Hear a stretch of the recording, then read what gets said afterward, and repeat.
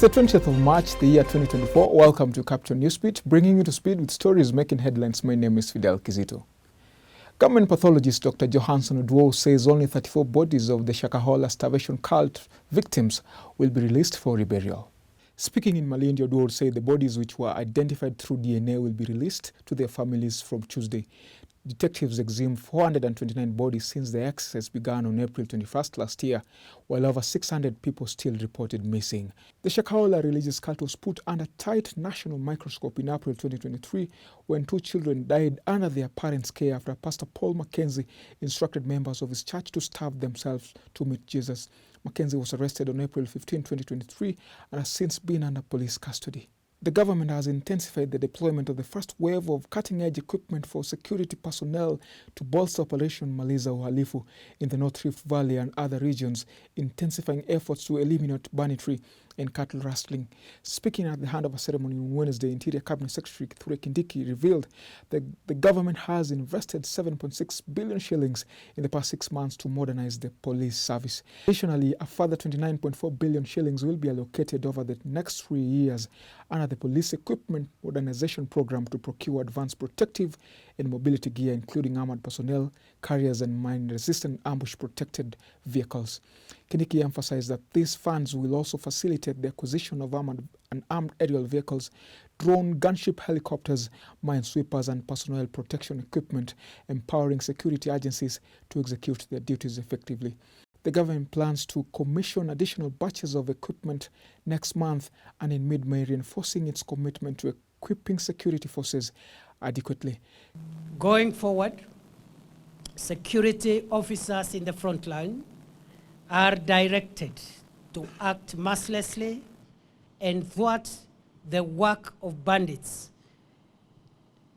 and make sure that they take down bandits and other dangerous criminals before they take down the people of Kenya, before they hurt a police officer or a law enforcement officer. The government of Kenya will stand behind any officer who uses the weapons under their control to neutralize threats posed by dangerous organized criminals. And I want to call upon the support of the country. We must rally behind our men and women in uniform in the front line and support them. And I also want to call upon other players to desist from politicizing or otherwise interfering with the delicate security operations. We will protect our officers, and there is nobody who is permitted to interfere with delicate security operations. Not politicians, not civil society, not anybody. And finally, Matatu Owners Association President Albert Karakacha has faulted the government's recent moves to crack down following increased road carnages on major highways in the country. Karakacha says they are opposed to the reinstatement of the National Transport and Safety Authority officials on the road. He says the purported crackdown will encourage corruption.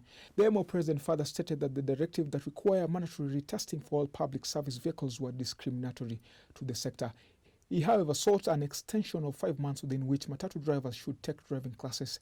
They are urging the government to involve stakeholders in talks to discuss ways to reduce road accidents, which he claimed have been caused by school buses and lorries. Matatu Owners Association, we are not going to allow crackdowns on our roads because when you use that name crackdown, the police are misusing the name, whereby we are going to encourage corruption. And as the association, we say we will not encourage corruption on our roads. We'll want the minister to change the tactics in terms of what can we be able to do going forward in the issue of road carnage. We know very well that NTSA are supposed to be regulating. They are not supposed to be on the road. And we urge the minister to make sure that NTSA are regulating. They are supposed to be making policies for the transport sector, and they are supposed to make sure that they regulate them. If you go to the accident in the Matatu sector, I think the accident in the Matatu are not alarming compared to lorries, compared to school transport. So we urge the minister, wherever there is a problem on accidents, he should not come very wildly to start pushing the matatus out of the road. We are businessmen. We need support from the government. For more of these and other stories, log into www.capitalfm.co.ke/news. My name is Fidel Kizito.